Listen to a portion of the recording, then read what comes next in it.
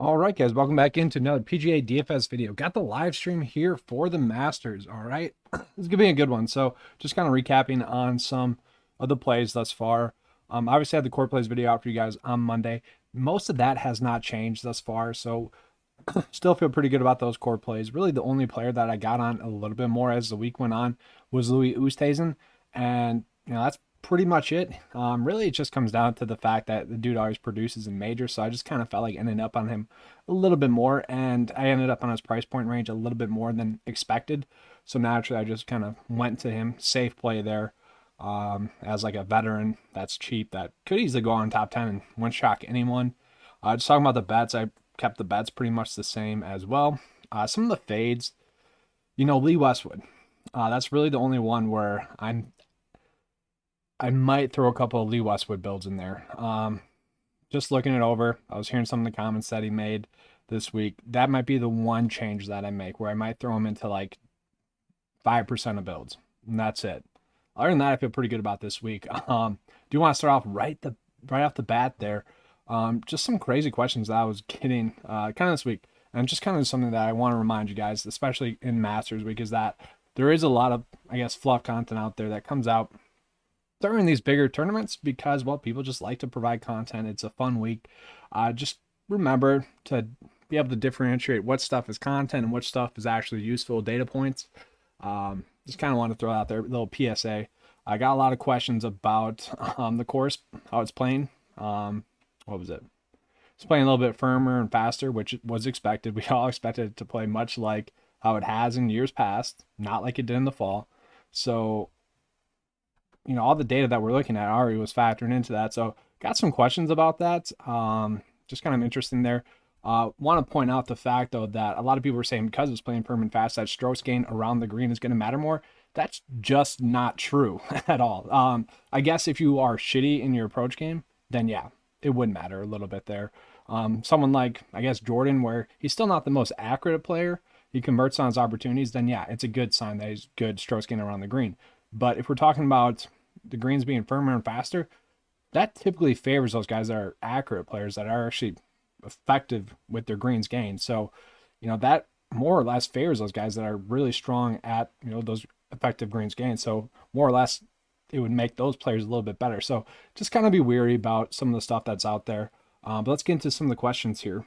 How would you approach cash this week? So I did see your comment there, Chris. Yeah, so for me, really, there's three guys in that 8K price point range. I feel really good about Cam Smith. Feel really good about Daniel Berger, and then I feel really good about Matthew Fitzpatrick. Those three I feel really good about starting my builds out with. From there, you can decide to play like a value play in there. The easy kind of value play Corey Connors, or you can think about maybe going a little bit more fair and balanced. Maybe someone like Louis Oosthuizen who just naturally plays well at majors. You could go that route if you wanted to. I'm really high on Jordan Spieth and also John Rahm this week, so you could favor those guys. If you didn't want to do that, you could go like Justin Thomas. Patrick Reed doesn't do much for me, but he'd be a fine cash play. If this were a non-full tournament, okay, so this event pretty much plays like a no-cut event. You take out kind of the old guys, and then some of the other guys that are in just poor recent form. It's essentially a no-cut event. So in no-cut events, you really kind of do need to chase some upside, and that's where someone like Patrick Reed, who's really not moving the needle for me, more or less just like a safe cash play.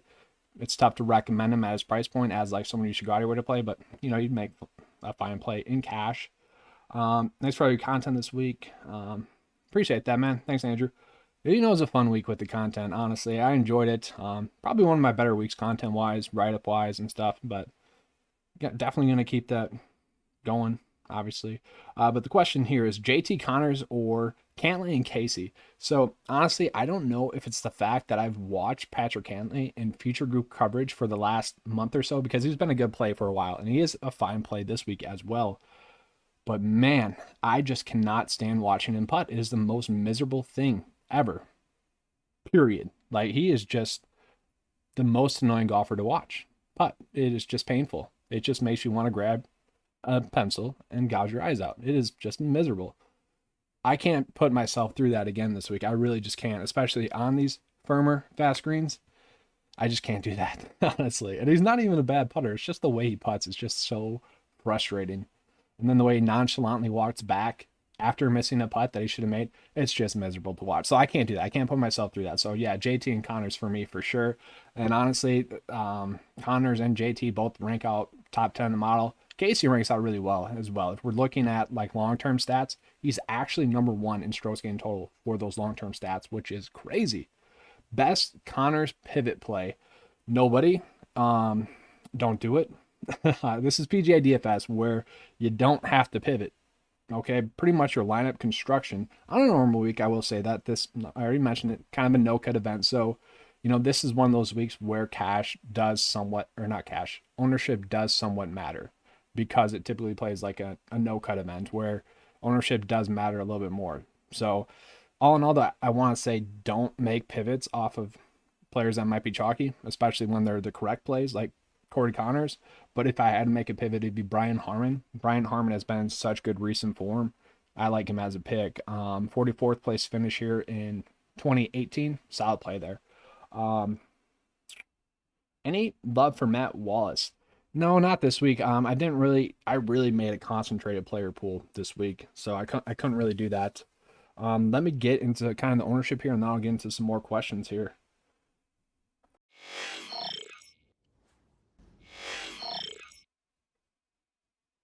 So if Augusta, I want to touch on this one real quick. If Augusta is going to play tough this week, who are good golfers to target in tough conditions? So I think you mean kind of in the wind as well, which is the question that, hey, what's up, Brooks? What's going on? No, not really worried about the wind, although it is at that wind condition where it does start to matter. When the wind starts to get up to a little bit over 20 plus, which is what we're seeing this week, then yeah, it does start to affect the golf ball a little bit more and actually affect the scoring. So I'm seeing like 15 to 20 plus mile per hour winds. So if it does sustain those 20 mile per hour winds, then yeah, it is going to start to affect kind of how it plays. Really not looking at it too much because it is supposed to be like 15 or so the whole week, which isn't that big of a deal. But yeah, am I looking at any players that are going to be, better in tough conditions? No, I mean, for the most part, we're already factoring that in, and we're already factoring that in on two things. One, we're already looking at course history. That's a staple that we do.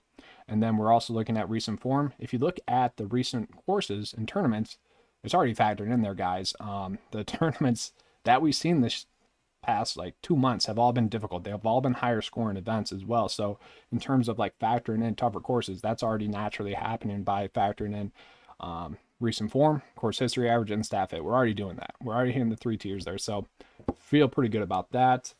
Just kind of looking over the ownership before I get into some more questions.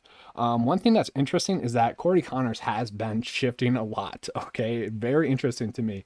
He's went from like the second highest owned player to like the 8th highest owned player all today already. And now he's back up to like the 5th highest player. And actually kind of same thing with Paul Casey, where Paul Casey, he was down to like, I think 22%. Now he's back up to around 20%. And I will say with my ownerships, I kind of go a little bit over the projected ownership just a little bit, just because I'd rather be a little bit overweight than underweight in projected ownership. That way, if like a standout play is actually pretty low owned, like someone like, let's see here. Let's find one here. A good play that's low owned that shouldn't be. Let's see if we can find one. And this is how it should be used, because all in all, ownership doesn't matter. If the player is a good play, just play them. Throughout your lineup process, you're eventually going to get on someone that's lower owned than they should be, and that's kind of how you differentiate, is with just natural lineup construction. So let's see here. Sanjay M is one of those guys where 13% owned for a guy who's the second best in the model. Now, that's a little bit skewed because of his excellent start here in the fall. Obviously, it's going to play a little bit different here than it did in the fall. And we kind of worry about that mental, like, gap there, if you will, I guess, just playing a course, playing it well in the fall, where you come back in the spring and it plays a little bit different. That might be some sort of mental hurdle for him, but it's Sanjay M. The guy is just a cut maker, great staff fit. We can pretty much log in a top 25 finish. And for 13%, I feel pretty good about that. And same thing with Abraham Answer. Those were two players where it's just like, wow, how did these guys not end up being chalky? And, honestly, guys, there's so many like group chats out there that you really shouldn't pay attention to ownership. I know, honestly, because those group chats will probably go ahead and say, "Man, Paul Casey's looking like chalk. We can't have that."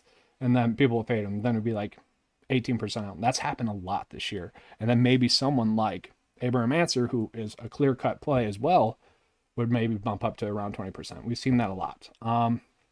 Let's see your thoughts on FanDuel build. JT, Spieth, Simpson, Connors, Answers, Kokrak.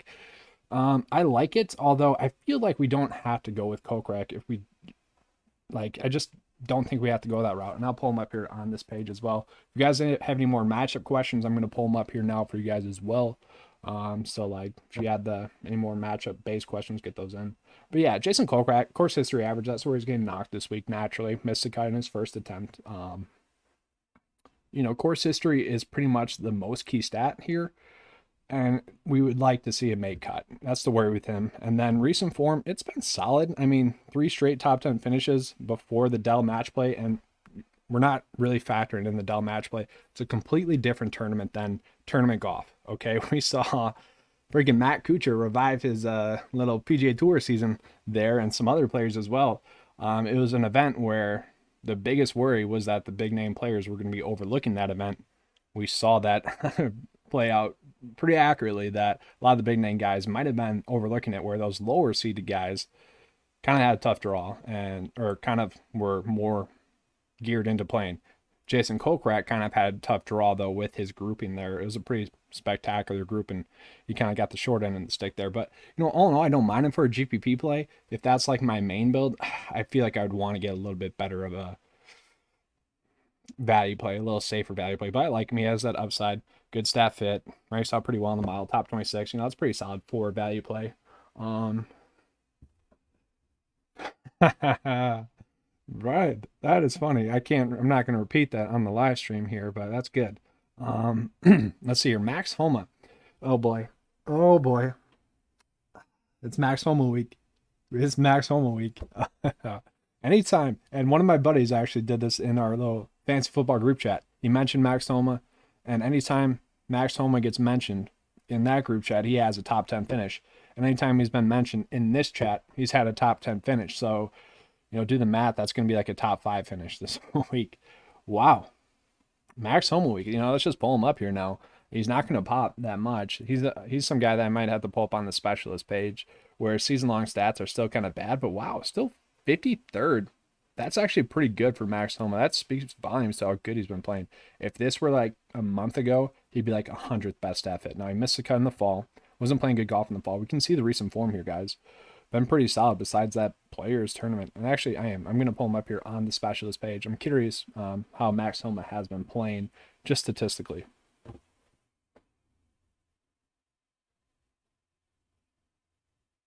Oh, wait, Kokrak is 8.6 on FanDuel. I did not notice that. Yeah, definitely. If you're doing 2 sites, good call out there, DFS chef. Yeah, if you're doing 2 sites, play him on DraftKings. Get your ownership to him on DraftKings, because that's pretty crazy. Yeah, that's a good call. Palmer. Yeah, Palmer and Kokrak are pretty much essentially the same play. That's definitely a good call there, DFS chef. Let's see here. So Max Homa, we look at the recent form. It's been spectacular everywhere. Over the last 3 months, everything's been improving, as we can see. And everything's pretty much top 50. Now, once again, that worry that people had was strokes gained around the green. So he is someone that is bad in effective greens gained. Let's see how he ranks in strokes gained around the green. That is where it would be a factor. Not that good there as well. So if you're one of the people that are worried about like the course playing firm and fast, those are kind of the 2 stats that people are looking at. That is the worry there, is that he's not that good in those stats, the accuracy-based stats, which obviously this is a course where you need to be good in strokes gained total, strokes gained tee to green, but you also need to be hitting your shots, and he's just not doing it. His total accuracy is pretty bad. That's horrible. But he's been able to convert his opportunities when he's got them, which is what we're seeing here. Which is if these 2 are different, that's what we're seeing. It's that he's been able to convert his opportunities when he's gotten them. Let's see here. All right, so you like this cash lineup. Cameron Smith, Berger, Fitzpatrick, Hovland, M. Yeah, I would go Casey to close out that, but let me pull up Victor Hovland. So my whole problem with Victor Hovland as a play, and actually this is a good one for here as well. I'm gonna compare 3 players here. It's gonna be Hovland, Morikawa, the 2 young guns that we love, and then who's the last one? Oh yeah, Corey Connors. So I just want to show you guys for example purposes here, just on this over the last 3 months, just to show you guys. Corey Connors is leading in strokes gained total. Average rank of 25. Victor Hovland's isn't that bad, and then Colin Morikawa's isn't that bad as well. Wait, this is over the season. So let's look at the last 12 weeks. Yeah, we'll do 10. Last 10 weeks. A lot better. 17 average rank in tournaments, strokes gained total. Victor Hovland 27th, Colin Morikawa 27th. Okay. We'll compare them here as well, just to get the point across. This is my problem this week. Victor Hovland's a good play. Top 10 in the mile. Made the cut as an amateur. Didn't play last year in the fall. I just can't. I can't not end up on Connors as a made build. That's my problem. Victor Hovland, there's other players I could go with. If you end up on him, though, I'm fine with it. Honestly, Victor Hovland, great player, accurate player, smart player. The only issue that I have with Victor Hovland is that he really just doesn't have that winning mentality. He just doesn't, which Colin Morikawa does. And I know they're all in different price point ranges, but I was just kind of pulling that for example purposes. If I had to rank the players in that price point range, he'd probably be the last one that I'd give a chance to win. Mark Leishman, not really on Mark Leishman this week. Just don't like him as a pick. Didn't pop at all. Shane Lowry week, I can't get on Shane Lowry either. Once again, though, I really trimmed my player pool down. Hovland is likable. Hovland is very likable. The dude has a great, I don't want to say great smile, but I don't know, just something about his attitude. He's really likable. So we got a question about Harris English, and I was hoping we'd get a question about Harris English. 9-5's boy last year, and casually, if someone in the chat can name 9-5's current most owned player this season, I don't know, I'll do the Discord giveaway. So even if you are a member, I'm curious as to see what you can. So if you can name 9-5's most owned player this season, and it just recently happened where this player overtook the #1 spot, I'll give you access to the 9-5 PGA Discord chat, because it's an interesting one. And I bring that up because Harris English was 9-5's pretty much staple play every week last year. And so far this year, he hasn't bounced back. It seemed like he was going to be a strong bounce back candidate heading into the players. He had a withdrawal from the players. Has been trending in the right direction. I like him. Just couldn't end up on him. That's the problem. This is a week where you do need to limit your player pool, and I just could not fit him in there. Those are both good questions, or both good answers. So John Huh is one of them. He actually overtook this player. This player overtook John Huh actually last week. Sam Burns I've been on a lot, just not as a main build. So it's he missed the cut at the Waste Management Phoenix Open. Oh, he got it. DFS Chef got it. It's Chris Kirk. Just casually, he's been slipping in a lot this whole year. Chris Kirk, he's been very cheap, which has made him very easy to roster. And really this whole year, he's been the guy where you just end up on him. So yeah, Chris Kirk is the one. I'll send you a message on Twitter there, DFS Chef. I'll shoot you that link. But Connors, no, it wasn't Connors. Connors has been in a lot of lineups recently, but Chris Kirk has kind of just been a staple. I'm so mad that he's not in this one. I just kind of want to pull him up just out of curiosity as to how he would rank out. Let's see here. Because Chris Kirk, he would have been a good play. He would have been like an ideal stat fit. Just out of curiosity. And then I'll get into some closing thoughts here. I've got some time, about 9 minutes or so. So Chris Kirk, he would have been a value play. I think he would have been fine. But let's just look over the last, we are looking at the last 12 weeks. He would have been a value play, but he would have been like a good Matt Kuchar, Brian Harmon value play. I'm kind of mad. If you're on Harris English, you can play Harris English. I'm not going to talk you off of Harris English as a play. I couldn't end up on him this week. Just had a little bit too many players in my player pool to end up on Harris English. That was kind of the worry there. And I do kind of just want to pull up the ownership levels down there in the value price point range just to see. And once again, I'm not going to put anyone at zero really ever. So some of these are going to be a little bit higher just naturally. Just throwing out there. But Corey Connors by far going to be the most owned. And then we're looking at Jason Kokrak. That's kind of crazy for a GPP only play, but I get it. Line of path construction this week makes sense where you want to fit in studs. That makes sense. The one player that seems a little bit too high to me is Siwoo Kim. And I get the appeal because if Siwoo Kim puts it all together, he could win this thing. Simply put.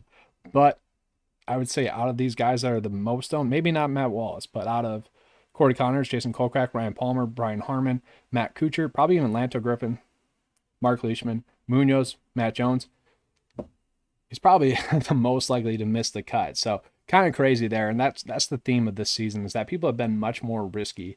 And I don't, this is something that I'm going to make a video about, I think, next week when it kind of calms down. It's kind of just the optimal lineup decision approach. And it has been a little bit different this week just due to the high variance of no fans, players getting back into like the normal PGA rhythm and whatnot. So there has been a little bit more high variance. So it's somewhat warranted to chase these riskier plays. But for him to be the fourth highest owned value play, that's a little crazy to me. But I get it, winning upside, but it's been crazy how many people have been kind of chasing that. But Sebastian Munoz here down at 7%, I like a lot for value purposes. Like if you're trying to gain some ownership leverage there, that'd be a solid pick. And then just kind of going over some of the other projected ownerships out of curiosity. Let's see here. We'll do 7K to 9K price point range just to see. And I will say most of the ownerships this week are pretty spot on. Can't really say any of them are bad, which kudos to like content providers out there and DraftKings where no one's completely, I guess Corey Connors, that was horrible pricing. I would say Paul Casey was pretty bad pricing. Answer was bad pricing, but he's not chalk. But DraftKings has done a phenomenal job this year thus far, where no one's too chalky. Now, Paul Casey, yeah, I'll show you guys why he's chalky here on the specialist page. I'll just do it on the cheat sheet. He'll pop up enough on here as well. But overall, Paul Casey checking the box everywhere. Course history could be a little bit better. Ranks top 34 in the field. Had a miscut in there, and I'll tell the story. I did this on the 9 to 5 write-up as well. 2019, I think I had them both on the betting card, but 2019, Tiger Woods and Paul Casey are both popping pretty much equally. Both have the same price point. Paul Casey's getting like half the ownership, projected ownership that Tiger Woods is getting. So I'm like, hey, let's be smart here. Let's fade Tiger Woods. Dumbest thing I've ever done. In my main build, I went with Paul Casey instead of Tiger Woods. Tiger obviously ended up winning it. That's why you don't worry about ownership, okay? You just make the best build that you can possible. Obviously, I would have went with the GOAT there. I'm still bitter about that. But that was his miscut there. He was horrible. He was like plus 10. Kind of just gave up. Which is an issue with the Masters, is that players just mentally sometimes just blow up. Sergio, good example of that as well. But, fine course history prior to that. That's why he was popping. Great recent form. Don't really care about the Dell match play. Before that, 4 straight top 10 finishes. If you care for the European Tour starts, I think it's a little bit different. It takes some players, some time to get acclimated to the PGA Tour from European Tour starts. Played well there, though, as well.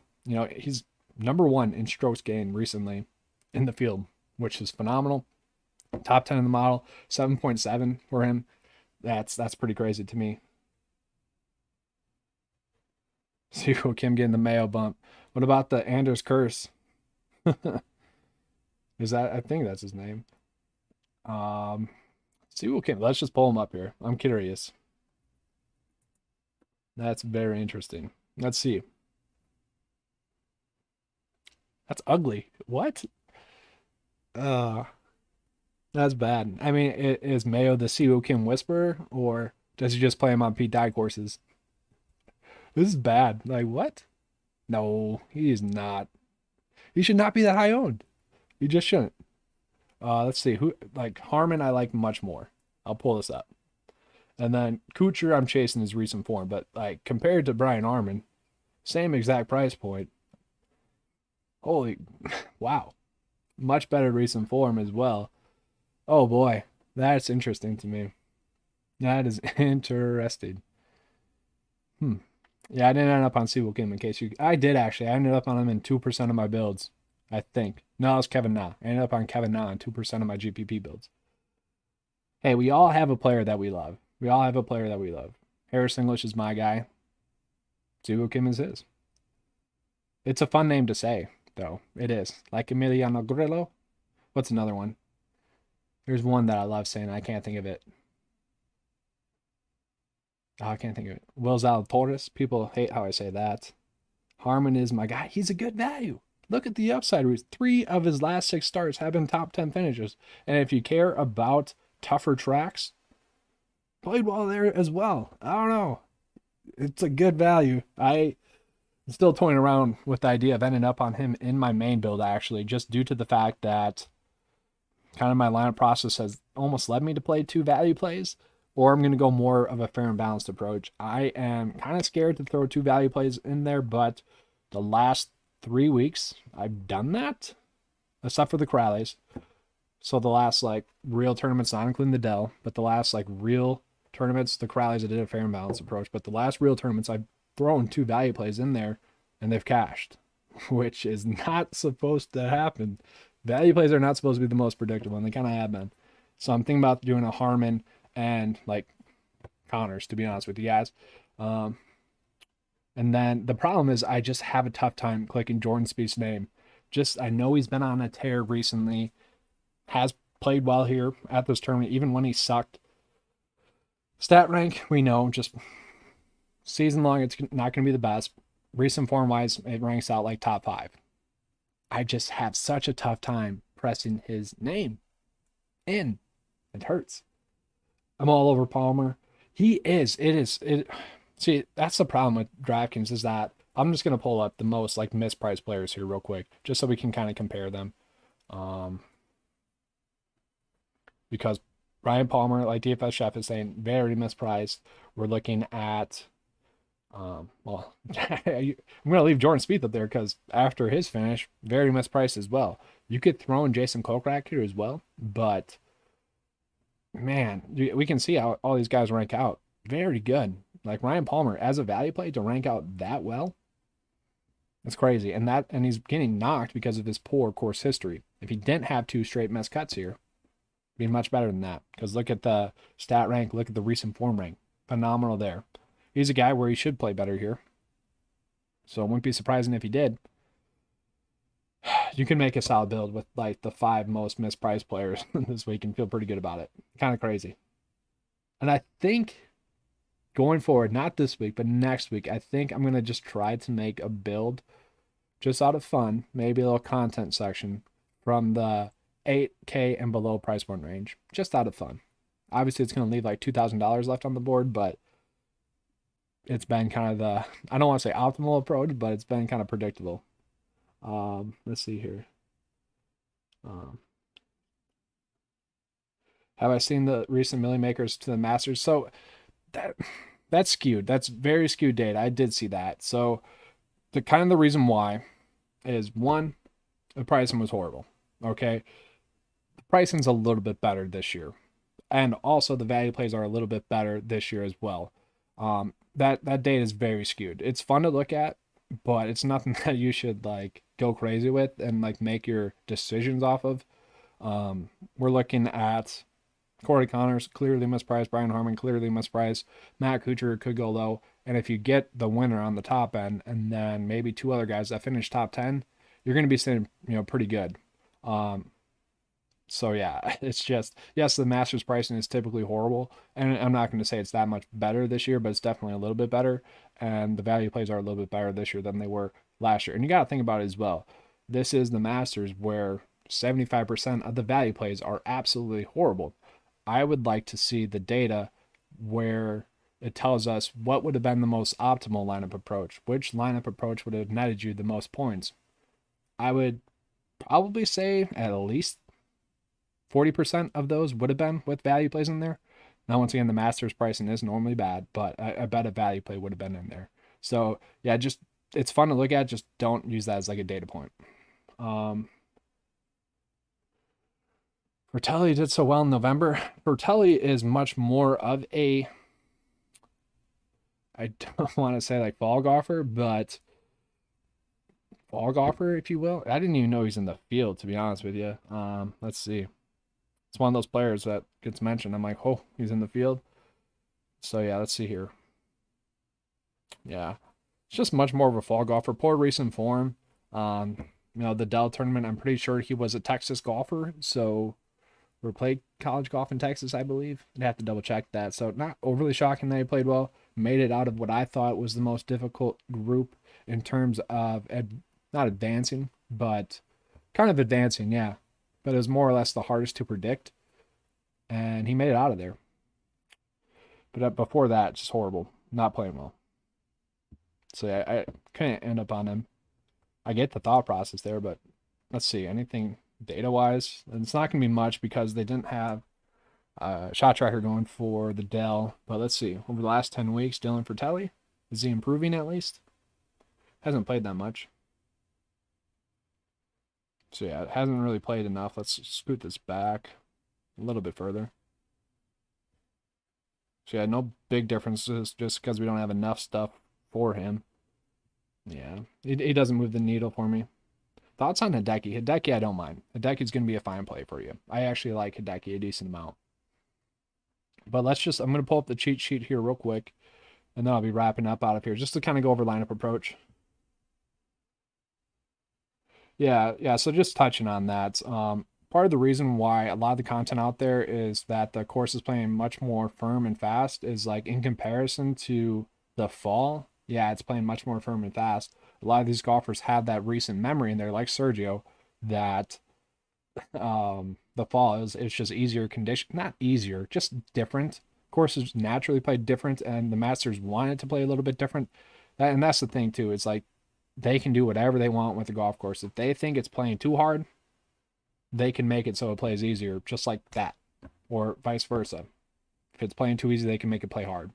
That's kind of the problem with predicting it. Hideki, I do like as a pick. I'll pull him up here just real quick, and then I just kind of want to talk about lineup process. And then I'll begin out. So he's another one of those guys where, in a week where you kind of want to have a concentrated player pool, very tough to end up on Hideki. Fine course history though, like that, and he has kind of been trending in the right direction. He had 2 top 20 finishes, miscut the players, don't like that. And it seemed like he was going to have a big week at the Valero. Wasn't able to put it together. He's one of those guys where if he does figure it out, it wouldn't shock me. And at his price point, it is appealing. I expect him to make the cut, but it just couldn't end up on him. There's too many much better plays in his price point range.